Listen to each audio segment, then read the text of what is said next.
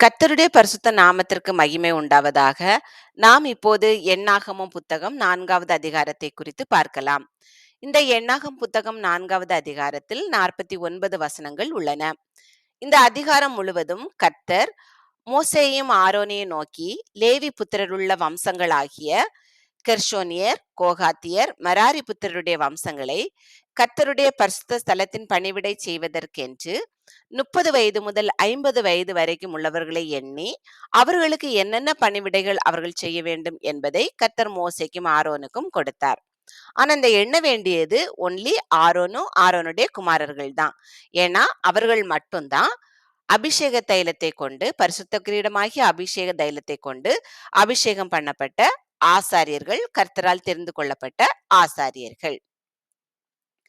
இதில் முதல் 20 வசனங்களும் கோகாத்தியர்களை குறித்து குறிப்பிடப்பட்டுள்ளது. மோசேயும் ஆரோனும் கூட கோகாத் வம்சத்தை சார்ந்தவர்கள். இந்த கோகாத்தினுடைய லேவியின் புத்திரன் கோகாத், கோகாத்தினுடைய அம்ராமுடைய புத்திரர்கள் தான் இந்த மோசேயும் ஆரோனும் மிரியாமும். கர்த்தர் மோசேயும் ஆரோனை நோக்கி, லேவியின் புத்திரருக்குள்ளே இருக்கிற கோகாத் புத்திரருடைய பிதாக்களின் வீட்டு வம்சங்களில் ஆசரிப்பு கூடாரத்திலே வேலை செய்யும் சேனைக்கு உட்படத்தக்க 30 வயது முதல் 50 வயது வரைக்கும் உள்ள எல்லாரையும் எண்ணி தொகையிடுவாயாக. ஆசரிப்பு கூடாரத்திலே கோகாத் புத்திரரின் பணிவிடை மகா பரிசுத்தமானவைகளுக்கு உரியது. நம்ம கழிந்த அதிகாரம் 3வது அதிகாரம் 28வது வசனத்திலையும் பரிசுத்த ஸ்தலத்துக்குரியவைகளை காப்பவர்கள் இந்த கோகாத்தியர்கள், கோகாத் புத்திரர்கள் என்று பார்த்தோம். பாளையம் புறப்படும் போது ஆரோனும் அவன் குமாரரும் வந்து மறைவின் திரைச்சீலையை இறக்கி அதனாலே சாட்சியின் பெட்டியை மூடி. இந்த மறைவின் திரைச்சீலை நம்ம யாத்ராகமம் 26வது அதிகாரம் 33வது வசனத்துல பார்த்தது போல கொக்கிகளின் கீழே அந்த திரைச்சீலையை தொங்கவிட்டு சாட்சி பெட்டியை அங்கே திரைக்குள்ளாக வைக்க கடவாய். அந்த திரைச்சீலை பரிசுத்த ஸ்தலத்திற்கும் மகா பரிசுத்த ஸ்தலத்திற்கும் பிரிவை உண்டாக்கும் என்று குறிப்பிடப்பட்டிருந்தது. அந்த திரைச்சீலையை இறக்கி இந்த ஆரோனும் அவன் குமாரரும் இந்த சாட்சியின் பெட்டியை முதலில் மூடுவார்கள். அதன் மேல் தகசு தோல் மூடியை போட்டு, இந்த தகசு தோல் மூடி அங்க வாசஸ்தலத்தை மூடுறதுக்கு சிவப்பு தீர்த்த ஆட்டுக்கடா தோல், அதுக்கு மேல தகசு தோல் மூடியை போட்டு மூடினாங்க. அந்த மூடி கிடையாது. இந்த சாட்சியின் பெட்டியை மூடுகிறதற்கென்று தகசு தோல் மூடி. அந்த கூரையின் மேல் மூடி, அந்த வாசஸ்தலத்தின் மூடியை எல்லாம் சுமப்பது கெர்ஷோனியர்களுடைய வேலை. இது கோகாத்தியர்கள். இவர்கள் அந்த பரிசுத்த ஸ்தலத்திற்கு உள்ளாடி என்னெல்லாம் ஐட்டம்ஸ் இருக்கோ அவைகளை எல்லாம் தூக்கி சுமந்து கொண்டு செல்லக்கூடிய வேலை இவர்களுடைய வேலை. அப்ப இந்த சாட்சியின் பெட்டியின் மேல திரைச்சீலையை போட்டு, அதன் மேல் தகசத்தோல் மூடியை போட்டு, அதன் மேல் முற்றிலும் நீளமான துப்பட்டியை விரித்து, அதன் தண்டுகளை பாய்ச்சி, சமூக தப்ப மேஜையின் மேல் நீல துப்பட்டியை விரித்து, தட்டுகளையும் தூப கரண்டிகளையும் கிண்ணங்களையும் மூடுகிற தட்டுகளையும் அதன் மேல் வைப்பார்களாக. நித்திய அப்பமும் அதன் மேல் இருக்க கடவது. சாட்சி பெட்டியின் மேல முதல்ல அந்த திரைச்சீலை, அதுக்கு மேல தகசுத்தோல் மூடி, அதுக்கு மேல நீளமான துப்பட்டி, ப்ளூ கலர்ல உள்ள ஒரு துணி, மெல்லிய துணி. அடுத்து சமூக தப்ப மேஜையின் மேல ஒரு நீல துப்பட்டி, ஒரு நீல நிற துணியை விரித்து, மெல்லிய துணியை விரித்து, அதுக்கு மேல தட்டுகள், தூப கரண்டிகள், கிண்ணங்கள், மூடுகிற தட்டுகள் எல்லாத்தையும் அதன் மேல் வைக்க வேண்டும். நித்திய அப்பமும் கூட அந்த பரிசுத்த மேஜையின் மேல் தான் இருக்கும். சோ அந்த மேஜையின் மேல் வைக்க கடவர்கள்.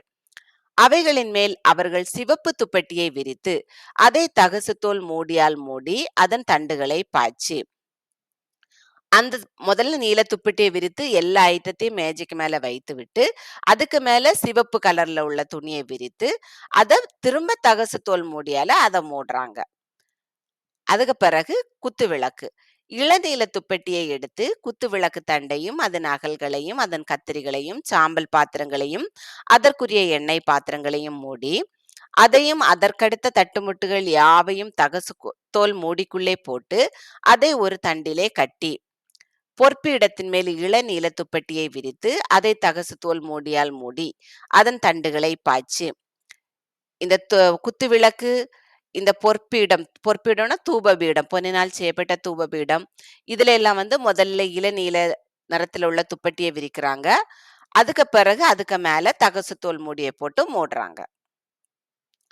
பரிசுத்த ஸ்தலத்தில் வழங்கும் ஆராதனைக்கேற்ற சகல தட்டுமுட்டுகளையும் எடுத்து இளநீல துப்பட்டியிலே போட்டு தகசு தோல் மூடியினால் மூடி தண்டின் மேல் கட்டி பலிபீடத்தை சாம்பலற விளக்கி அதன் மேல் இரத்தாம்பர துப்பட்டியை விரித்து, பலிபீடம் வெளியே உள்ளது, அது வெண்கல பலிபீடம், அதுல இரத்தாம்பர துப்பட்டி, ரெட் கலர்ல உள்ள துப்பட்டி, அதை விரித்து அதன் மேல் ஆராதனைக்கேற்ற சகல பணிமுட்டுகள் ஆகிய கலசங்களையும் முள் துறடுகளையும் சாம்பல் எடுக்கும் கரண்டிகளையும் கலசங்களையும் பலிபீடத்துக்கு அடுத்த எல்லா பாத்திரங்களையும் அதன் மேல் வைத்து அதன் மேல் தகசத்தோல் மூடியை விரித்து அதன் தண்டுகளை பாய்ச்ச கடவர்கள்.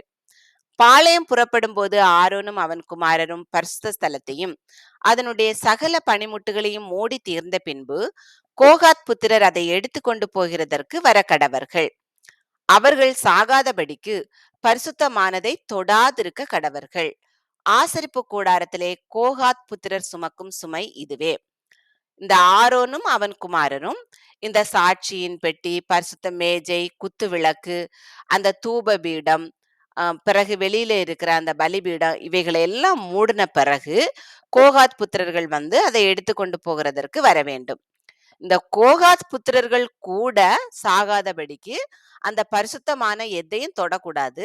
அந்த ஆரோனும் அவன் குமாரரும் எல்லாவற்றையும் முழுவதுமாக மூடி தண்டுகள்ல பாய்ச்ச பிறகு அதை சுமந்து கொண்டு போகிற வேலை மட்டும்தான் இந்த கோகாத் புத்திரருடைய வேலை.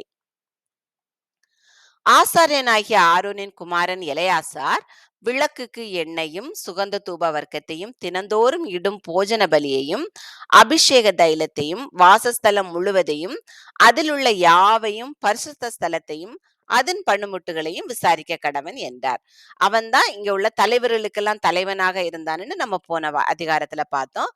இந்த எலெயாசார் இந்த பரிசுத்த ஸ்தலத்துக்குரிய இந்த மெயினான காரியங்களை எல்லாம் அவர் கவனித்துக் கொண்டு இருந்தார். கர்த்தர் மோசேயும் ஆரோனை நோக்கி, லேவியருக்குள்ளே கோகாத் வம்சமாகிய கோத்திரத்தால் அழிந்து போகாதபடிக்கு பாருங்கள். அவர்கள் மகா பரிசுத்தமானவைகளை கிட்டுகையில் சாகாமல் உயிரோடு இருக்கும்படிக்கு நீங்கள் அவர்களுக்காக செய்ய வேண்டியது.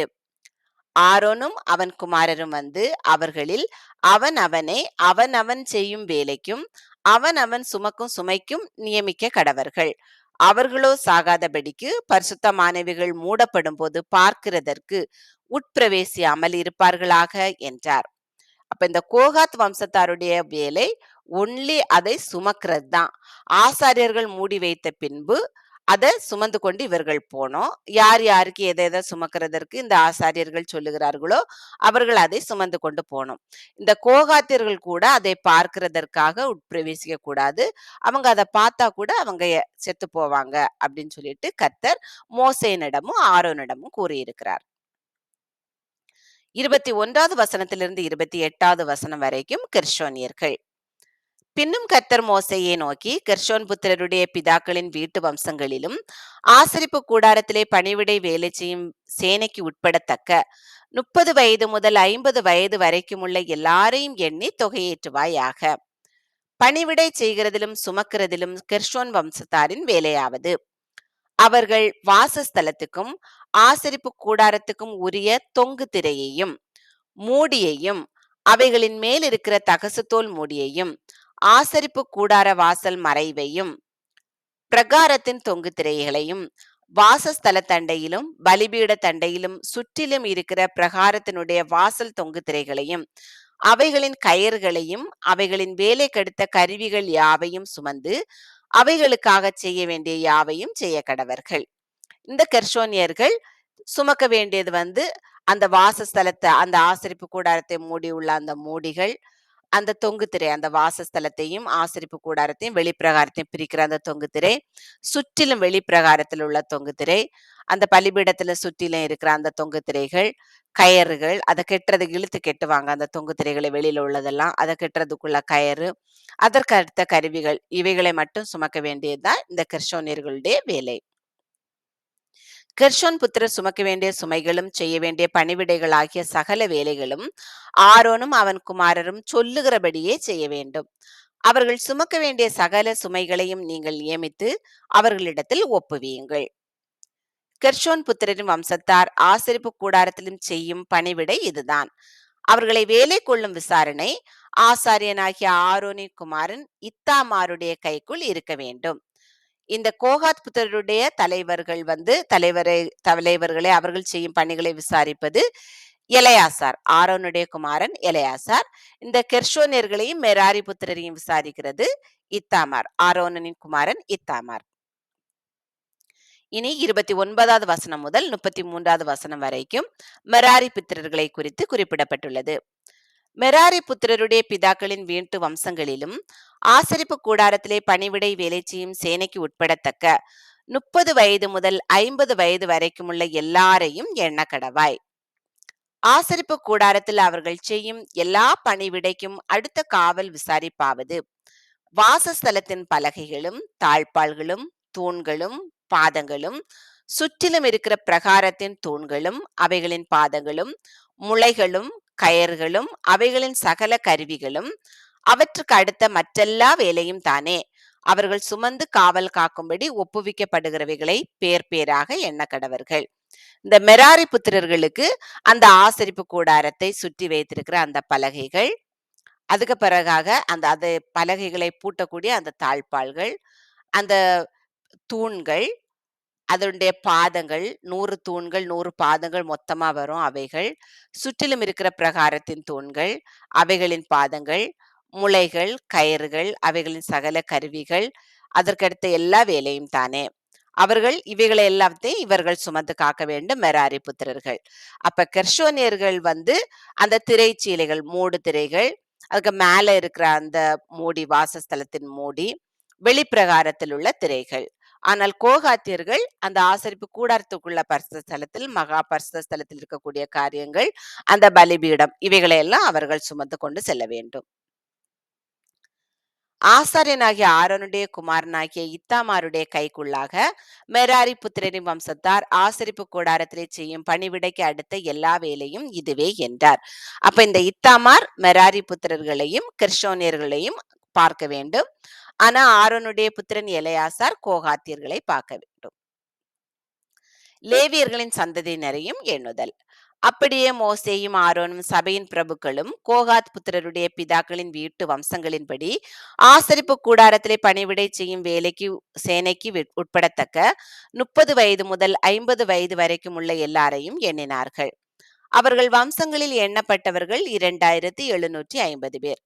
கர்த்தர் மோசேக்கு கட்டளையிட்டபடியே மோசேயினாலும் ஆரோனாலும் கோகாத் வம்சத்தாரில் ஆசரிப்பு கூடாரத்தில் வேலை செய்கிறதற்காக எண்ணி தொகையிடப்பட்டவர்கள் எல்லாரும் இவர்களே. அப்ப இந்த கோகாத் புத்திரரில் 30 வயது முதல் 50 வயது வரைக்கும் உள்ளவர்கள் எண்ணப்பட்டது 2750. கெர்சோன் புத்திரருடைய பிதாக்களின் வீட்டு வம்சங்களிலும் ஆசரிப்பு கூடாரத்திலே பணிவிடை செய்யும் சேனைக்கு உட்படத்தக்க 30 வயது முதல் 50 வயது வரைக்கும் உள்ள எல்லாரும் எண்ணப்பட்டார்கள். அவர்களில் எண்ணப்பட்டவர்கள் அவரவர் குடும்பத்தின்படிக்கும் பிதாக்களுடைய வம்சத்தின்படிக்கும் 2630 பேர். மோசேயினாலும் ஆரோனாலும் கர்த்தர் கட்டளையிட்டபடியே கெர்சோன் புத்திரரின் வம்சத்தாரில் ஆசரிப்பு கூடாரத்தில் வேலை செய்ய எண்ணி தொகையிடப்பட்டவர்கள் எல்லாரும் இவர்களே. கெர்சோனியர்கள்ல 2630 பேர். மெராரி புத்திரருடைய பிதாக்களின் வீட்டு வம்சங்களிலும் ஆசரிப்பு கூடாரத்திலே பணிவிடை செய்யும் சேனைக்கு உட்படத்தக்க 30 வயது முதல் 50 வயது உள்ளவர்கள் எல்லாரும் எண்ணப்பட்டார்கள். அவர்களில் எண்ணப்பட்டவர்கள் தங்கள் குடும்பங்களின்படியே 3200 பேர். கர்த்தர் மோசேக்கு கட்டளையிட்டபடியே மோசேயினாலும் ஆரோனாலும் மெராரி புத்திரரின் குடும்பத்தாரில் எண்ணி தொகையிடப்பட்டவர்கள் எல்லாரும் இவர்களே. லேவியருடைய பிதாக்களின் வீட்டு வம்சங்களில் 30 வயது முதல் 50 வயது வரைக்கும் உள்ளவர்கள் ஆசரிப்பு கூடாரத்திலே செய்யும் பணிவிடை வேலைக்கும் சுமையின் வேலைக்கும் உட்படத்தக்கவர்களும் மோசேயினாலும் ஆரோனாலும் இஸ்ரவேலின் பிரபுக்களாலும் எண்ணப்பட்டவர்களும் ஆகிய எல்லாரும் 8580 பேரா இருந்தார்கள். கர்த்தர் மோசேக்கு கட்டளையிட்டபடியே அவர்கள் தங்கள் தங்கள் பணிவிடைக்கென்றும் தங்கள் தங்கள் சுமைக்கென்றும் மோசேயினால் எண்ணப்பட்டார்கள். இவ்விதமாய் கர்த்தர் மோசேக்கு கட்டளையிட்டபடியே அவர்கள் அவனால் எண்ணப்பட்டார்கள். குறிப்புகள்: கோகாத்தியர் வம்சத்தில் மொத்தமாக எண்ணப்பட்டவர்கள் 2750 பேர். இது 3வது அதிகாரம் 4வது அதிகாரம் 36வது வசனத்திலும், கெர்ஷோனியர்கள் 2630 பேர். இது 40வது வசனத்திலும், மெராரி புத்திரர்கள் 3200 பேர். இது 44வது வசனத்திலும் குறிப்பிடப்பட்டுள்ளது. மொத்தமாக எண்ணப்பட்டவர்கள் 8580 பேர். இது 48வது வசனத்தில் குறிப்பிடப்பட்டுள்ளது. கர்த்தர் உங்கள் ஒவ்வொருவரையும் ஆசீர்வதித்து உங்களை காக்க கடவர். கர்த்தர் உங்களை ஆசீர்வதித்து தம்முடைய முகத்தை உங்கள் மேல் பிரகாசிக்க பண்ணி உங்கள் மேல் கிருபையா இருக்க கடவர். கர்த்தர் தம்முடைய முகத்தை உங்கள் மேல் பிரசன்னமாக்கி உங்களுக்கு சமாதானம் கட்டளையிட கடவர். ஆமேன்.